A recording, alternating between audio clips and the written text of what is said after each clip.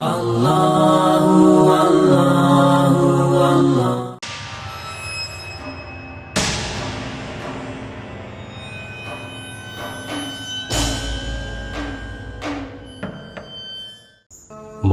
بن یوسف فریابی سے مروی ہے کہ میں اپنے ساتھیوں کے ہمراہ ابی سنان رحمت اللہ علیہ کی زیارت کے لیے نکلا، تو جب ہم ان کے ہاں پہنچے تو انہوں نے فرمایا کہ میرے پڑوسی کا بھائی فوت ہو گیا ہے، لہٰذا چلیں اور اس کی تعزیت کریں۔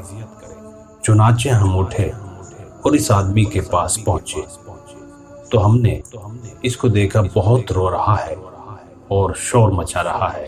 ہم بیٹھے، افسوس کیا اور اس کو تسلی دی، لیکن وہ نہ تو تسلی قبول کرتا اور نہ افسوس۔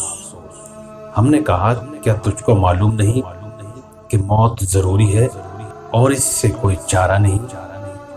تو اس نے کہا ہاں ٹھیک ہے، لیکن میں اس بات پر روتا ہوں جس پر میرے بھائی کو صبح شام عذاب ہو رہا ہے۔ ہم نے کہا کیا تم کو اللہ تعالیٰ نے غیب پر مطلع کر دیا ہے؟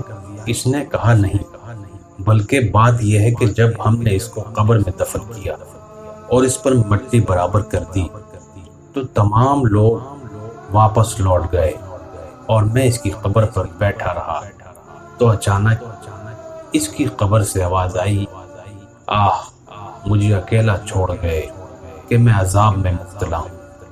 حالانکہ میں نماز پڑھتا تھا، روزہ رکھتا تھا۔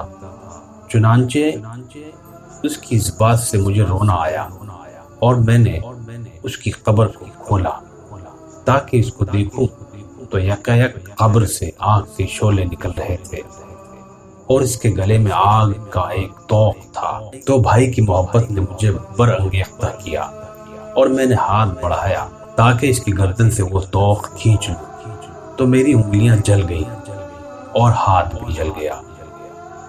تو اس نے جلا ہوا سیاہ ہاتھ دکھایا۔ پھر جب ہم اس کی قبر پر مٹی ڈال کر واپس لوٹ آئے تو پھر کیوں نہ رو میں اس کی حالت پر اور کیوں نہ غم کروں۔ ہم نے دریافت کیا کیا تیرا بھائی زندگی میں کوئی سا برا کام کرتا تھا؟ اس نے کہا کہ میرا بھائی زکوٰۃ نہیں دیتا تھا